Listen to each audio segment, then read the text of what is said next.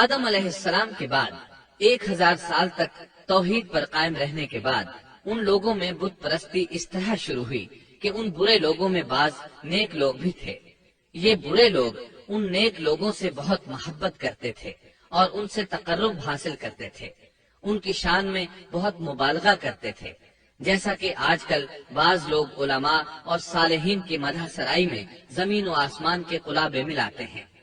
یہی چیز بعد میں شرک کا ذریعہ بنی۔ امام بخاری رحمۃ اللہ علیہ نے سورہ نوح آیت 23 میں اللہ کے فرمان وَقَالُوا لَا تَذَرُنَّ آلِهَتَكُمْ وَلَا تَذَرُنَّ وَدًّا وَلَا سُوَاعًا وَلَا يَغُوثَ وَيَعُوقَ وَنَسْرًا، اور انہوں نے کہا کہ ہرگز اپنے معبودوں کو نہ چھوڑنا اور نہ ود اور سوا اور یغوث اور یعوق اور نصر کو چھوڑنا کی تفسیر کرتے ہوئے ابن عباس رضی اللہ عنہما سے روایت کی ہے۔ وہ فرماتے ہیں کہ یہ نوح علیہ السلام کی قوم کے بعض نیک آدمیوں کے نام ہیں۔ جب وہ فوت ہو گئے تو شیطان نے ان کی قوم کے دل میں یہ بات ڈال دی کہ جہاں وہ حضرات بیٹھا کرتے تھے وہاں ان کے بت بنا کر رکھ دو اور ان کو وہی نام دو جو ان بزرگوں کے تھے۔ انہوں نے ایسا ہی کیا اور پتھر کے بت بنا کر ان کے نام ان بزرگوں والے رکھ دیے۔ اس وقت تو بتوں کی پوجا نہ ہوئی، لیکن جب یہ لوگ فوت ہو گئے اور علم مٹ گیا تب ان کی پوجا ہونے لگی۔ ابن عباس رضی اللہ عنہما فرماتے ہیں نوح علیہ السلام کی قوم کے یہی بت بعد میں عرب میں پوجے گئے، اور اللہ تعالیٰ کے فرمان وَقَالُوا لَا تَذَرُنَّ آلِهَتَكُمْ وَلَا تَذَرُنَّ وَدًّا وَلَا سُوَاعًا وَلَا يَغُوثَ وَيَعُوقَ وَنَسْرًا کا یہی مطلب ہے، یعنی ان نیک بزرگوں کے بت بنا لیے گئے اور آہستہ آہستہ ان کی پوجا شروع کر دی گئی، اور سب لوگوں نے ایک اللہ کی عبادت سے انکار کر دیا۔ نوح علیہ السلام اکیلے اس دنیا میں موحد اور توحید پرست باقی رہ گئے۔ نوح علیہ السلام کا نسب کچھ یوں ہے: نوح بن لامک بن متوشلح بن ادریس۔ اس طرح ادریس علیہ السلام ان کے پردادا ہوئے۔ اس وقت لوگوں کی عمریں بہت طویل ہوتی تھیں، اس لیے ہم کہہ سکتے ہیں کہ ادریس علیہ السلام کئی 100 سال زندہ رہے اور نوح علیہ السلام 1000 سال سے بھی زیادہ عرصہ زندہ رہے۔ عمریں لمبی ہونے کی وجہ سے ادریس علیہ السلام اور نوح علیہ السلام کے درمیان کافی مدت بنتی ہے، اور اسی مدت کے دوران کفر و شرک نے زور پکڑا اور بتوں کی عبادت شروع ہو گئی۔ تب اللہ تعالیٰ نے نوح علیہ السلام کو زمین میں مبعوث فرمایا۔ ابن عباس رضی اللہ عنہما سے روایت ہے کہ نبی صلی اللہ علیہ وسلم نے فرمایا آدم علیہ السلام اور نوح علیہ السلام کے درمیان 10 قرن تھے۔ ایک قرن 100 سال کا ہوتا ہے۔ آدم علیہ السلام کے 1000 سال بعد تک لوگ توحید پر قائم رہے، پھر آہستہ آہستہ شیطان نے انہیں شرک کے راستے پر ڈال دیا، شرک عام ہو گیا، ایک اللہ کی عبادت بالکل ختم ہو کر رہ گئی۔ تب اللہ نے نوح علیہ السلام کو مبعوث فرمایا، انہوں نے اللہ کی طرف دعوت دی، انہوں نے بہت مشقت اٹھائی، جیسا کہ سورہ نوح میں اللہ فرماتے ہیں بسم اللہ الرحمن الرحیم انا ارسلنا نوحا الى قومه ان انذر قومك من قبل ان يأتيهم عذاب أليم قال يا قوم إني لكم نذير مبين أن اعبدوا الله واتقوه وأطيعون يغفر لكم من ذنوبكم ويؤخركم إلى أجل مسمى إن أجل الله إذا جاء لا يؤخر لو كنتم تعلمون۔ اللہ تعالیٰ بخشش اور رحم کرنے والے کے نام سے شروع کرتا ہوں۔ یقیناً ہم نے نوح کو ان کی قوم کی طرف بھیجا کہ اپنی قوم کو ڈراؤ اور خبردار کر دو، اس سے پہلے کہ ان کے پاس دردناک عذاب آ جائے۔ نوح نے کہا، اے میری قوم، میں تمہیں صاف صاف ڈرانے والا ہوں کہ تم اللہ کی عبادت کرو اور اس سے ڈرا کرو اور میرا کہنا مانو، تو وہ تمہارے گناہ بخش دے گا اور تمہیں ایک وقت مقررہ تک چھوڑ دے گا۔ یقیناً اللہ کا وعدہ جب آ جاتا ہے تو موقوف نہیں ہوتا، کاش تمہیں سمجھ ہوتی۔ نوح علیہ السلام تبلیغ کے سلسلے میں سخت محنت کرتے،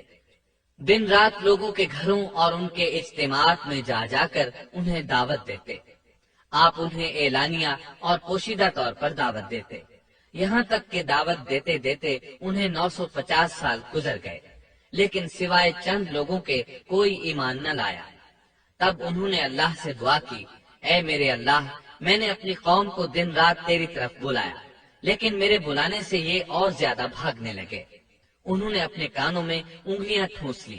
اپنے اوپر کپڑے اوڑھ لیے اور کہنے لگے، ہم تیری شکل دیکھنا نہیں چاہتے۔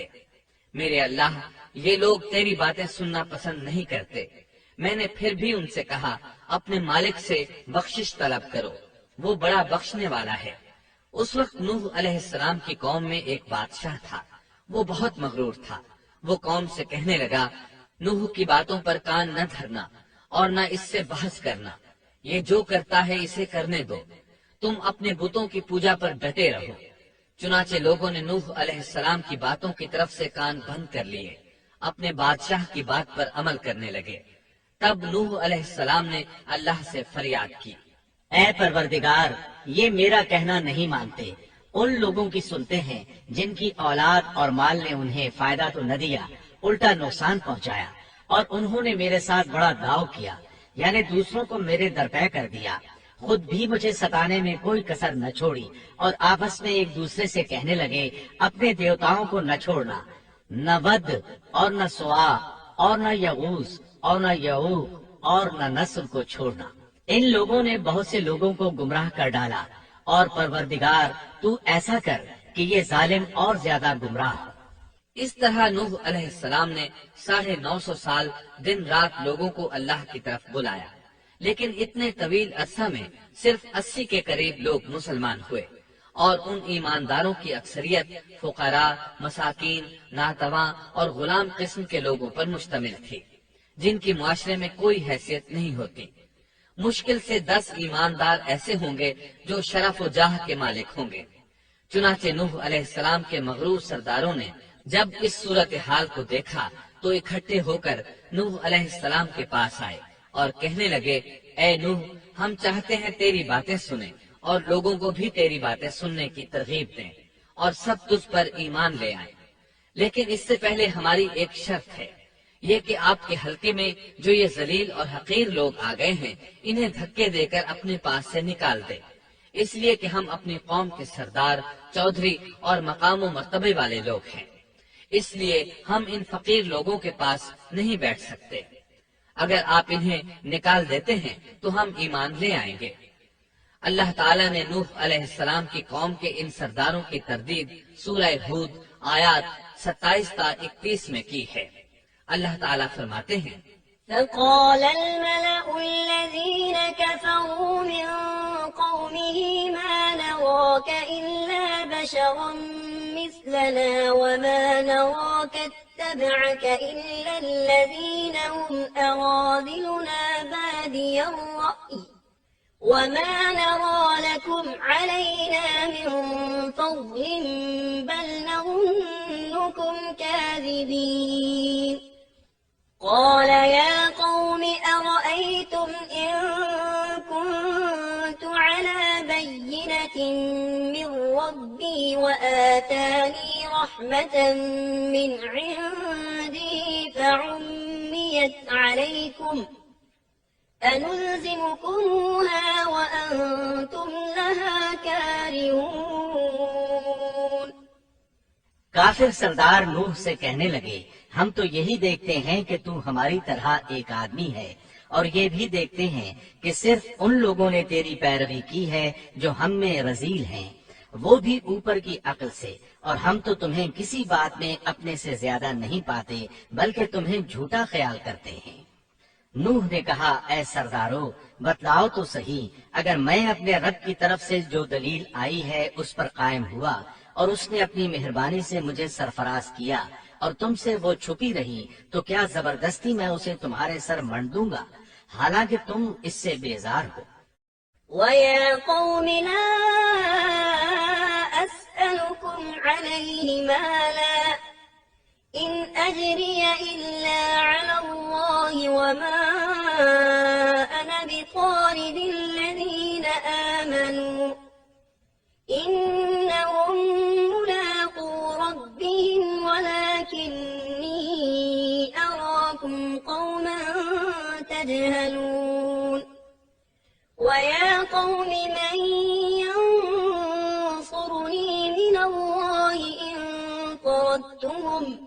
أَفَلَا تَذَكَّرُونَ وَلَا أَقُولُ لَكُمْ عِندِي خَزَائِنُ اللَّهِ وَلَا أَعْلَمُ الْغَيْبَ وَلَا أَقُولُ لَكُمْ إِنِّي مَلَكٌ وَلَا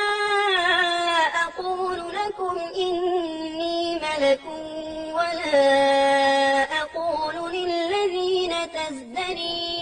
أَعْيُنُكُمْ لَن يُؤْتِيَهُمُ اللَّهُ خَيْرًا اللَّهُ أَعْلَمُ بِمَا فِي أَنفُسِهِمْ إِنِّي إِذًا لَّمِنَ الظَّالِمِينَ۔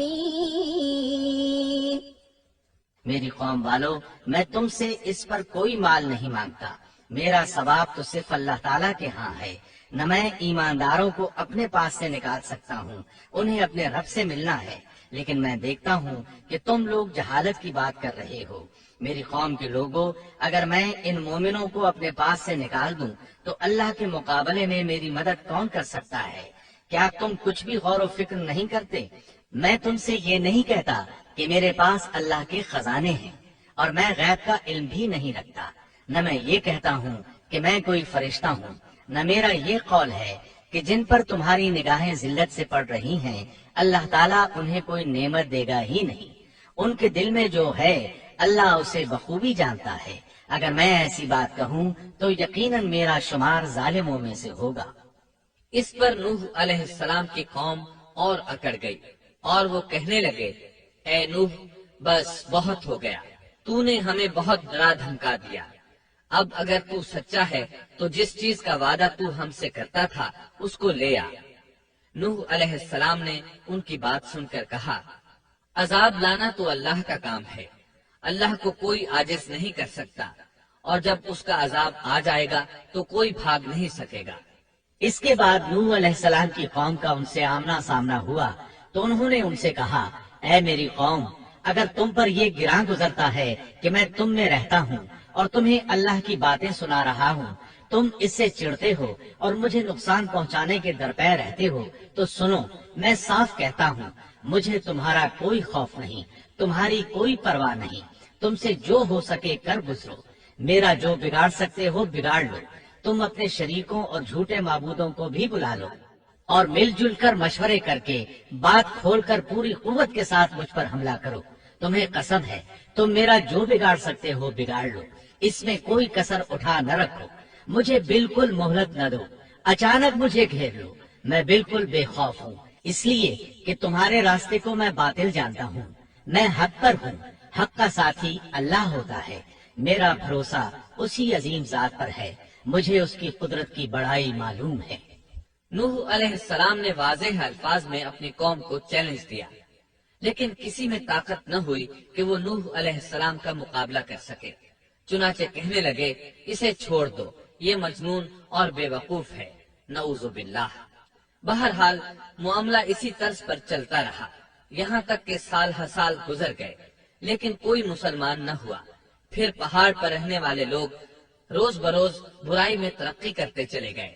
اور جو لوگ شروع میں ایمان لائے تھے ان کے علاوہ اور کوئی شخص ایمان نہ لایا۔ نوح علیہ السلام انہیں مسلسل دعوت دیتے رہے مگر بے اثر۔ یہاں تک کہ اللہ تعالیٰ نے نوح علیہ السلام کی طرف وحی کی کہ اب کوئی شخص ایمان نہیں لائے گا۔ اللہ تعالیٰ سورہ ہود میں فرماتے ہیں، وَأُوحِيَ إِلَى نُوحٍ أَنَّهُ لَن يُؤْمِنَ مِن قَوْمِكَ إِلَّا مَن قَدْ آمَنَ فَلَا تَبْتَئِسْ بِمَا كَانُوا يَفْعَلُونَ۔ نوح کی طرف وحی کی گئی کہ آپ کی قوم میں سے جو ایمان لا چکے ہیں ان کے سوا اور کوئی اب ایمان نہیں لائے گا، بس آپ ان کے کاموں پر غمگین نہ ہوں۔ مطلب یہ تھا کہ آپ غم نہ کریں، اللہ کا حکم اب پورا ہونے والا ہے۔ غور فرمائیں، نوح علیہ السلام کے جذبے کو دیکھیے، مسلسل 950 سال تک دعوت دیتے رہے، لوگ انہیں جھٹلاتے رہے، لیکن پھر بھی ان سے نا امید نہ ہوئے۔ اب جب کہ اللہ کی طرف سے وحی آ گئی کہ ان میں سے اور کوئی ایمان نہیں لائے گا اور کسی میں طاقت نہیں کہ انہیں ہدایت عطا فرمائے، تو نوح علیہ السلام نا امید ہو گئے اور انہوں نے اپنی قوم پر بد دعا کی۔ اس کا ذکر اللہ تعالیٰ نے سورہ نوح آیات 26 تا 28 میں کیا ہے۔ وَقَالَ نُوحٌ رَبِّ لَا تَذَرْ عَلَى الْأَرْضِ مِنَ الْكَافِرِينَ دَيَّارًا إِنَّكَ إِن تَذَرْهُمْ يُضِلُّوا عِبَادَكَ وَلَا يَلِدُوا إِلَّا فَاجِرًا كَفَّارًا رَبِّ اغْفِرْ لِي وَلِوَالِدَيَّ وَلِمَن دَخَلَ بَيْتِيَ مُؤْمِنًا وَلِلْمُؤْمِنِينَ وَالْمُؤْمِنَاتِ وَلَا تَزِدِ الظَّالِمِينَ إِلَّا تَبَارًا۔ نوح نے کہا، اے میرے پروردگار، تو روئے زمین پر کسی کافر کو رہنے سہنے والا نہ چھوڑ، اگر تو انہیں چھوڑے گا تو یہ یقیناً تیرے اور بندوں کو بھی گمراہ کر دیں گے، اور ان کے ہاں جو اولاد ہوگی وہ بھی بدکار ناشکرے ہوں گے۔ اے میرے پروردگار، تو مجھے اور میرے ماں باپ کو اور جو بھی ایماندار ہو کر میرے گھر آئے اور تمام مومن مردوں اور عورتوں کو بخش دے اور کافروں کو سوائے ہلاکت کے اور کچھ نہ دے۔ اللہ تعالیٰ فرماتے ہیں کہ جب نوح علیہ السلام نے ہمیں مدد کے لیے پکارا تو پھر ہم نے اس کی مدد کی اور اسے ایک بڑی کشتی بنانے کی وحی کی، لیکن نوح علیہ السلام نہیں جانتے تھے کہ وہ اتنی بڑی کشتی کیسے بنائے، اور نہ ہی وہ بڑھئی تھے کہ اس کام سے واقف ہوتے۔ اس لیے اللہ تعالیٰ نے ان کی طرف یہ وحی کی کہ ہماری آنکھوں کے سامنے اور ہماری وحی کے مطابق ایک کشتی تیار کرو۔ اللہ نے وحی کے ذریعے ان کی رہنمائی کی کہ وہ اس طرح کریں، اور مزید تعلیم کے لیے جبرائیل علیہ السلام کو بھیج دیا۔ وہ انہیں بتلاتے گئے کہ اس طرح کشتی تیار کرو۔ نوح علیہ السلام ایک پہاڑ پر رہتے تھے، ان کے ارد گرد درخت نہیں تھے، نہ پانی تھا، چنانچہ انہوں نے بہت سے درخت اگائے، پھر ان کو کاٹا اور پہاڑ پر بیٹھ کر کشتی تیار کرتے رہے۔ آپ بڑے بڑے تختے بناتے اور لوہا لاتے اور ان سے کیل تیار کرتے، پھر ان کیلوں کو تختوں میں ٹھوکتے، آپس میں ان تختوں کو ملاتے، یہاں تک کہ ایک بہت بڑی مضبوط اور دیو ہیکل کشتی تیار ہو گئی۔ ایک روایت کے مطابق نوح علیہ السلام نے اس کو 100 سال میں تیار کیا۔ یہ تھی وہ کشتی جسے نوح علیہ السلام نے اللہ کی ہدایت کے مطابق تیار کیا تھا۔